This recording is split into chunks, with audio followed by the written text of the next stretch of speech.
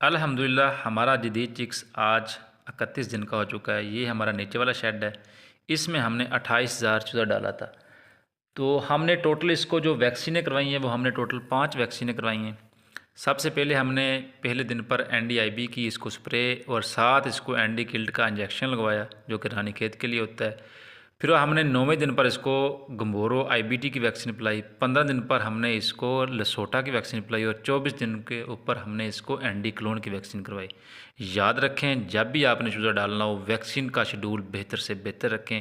जब तक आप वैक्सीनेशन का शेड्यूल बेहतर से बेहतर नहीं रखेंगे तो आप अपना फ्लाक अच्छे तरीके से तैयार नहीं कर सकते, क्योंकि बीमारियों के सीज़न होते हैं।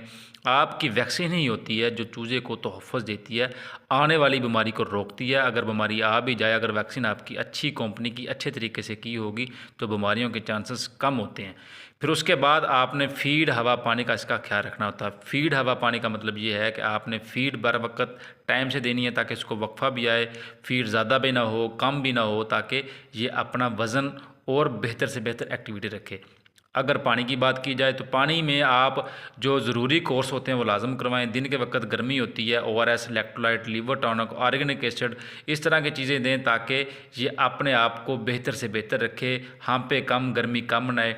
और इसको ह्यूमिडिटी का आपने लाजमी ख्याल रखना होता है। वेंटिलेशन आप इसकी बेहतर से बेहतर रखें। ऑक्सीजन इसको आप ज़्यादा से ज़्यादा दें। ऑक्सीजन अगर आप कम देंगे तो फिर भी चूज़े में बहुत सारी मसले मसाइल बन जाते हैं, वाटर बेली के मसले बन जाते हैं। ये 3-4 चीज़ें होती हैं, अगर आप इसको बरवक़्त इसका इलाज, इसकी देखभाल, इसकी वेंटिलेशन, इसके हर वैक्सीन के अच्छे शेड्यूल बना लेते हैं तो इंशाल्लाह आप पोल्ट्री में कामयाब हो जाते हैं। तो दुआ में यूदा रखें। अस्सलाम वालेकुम।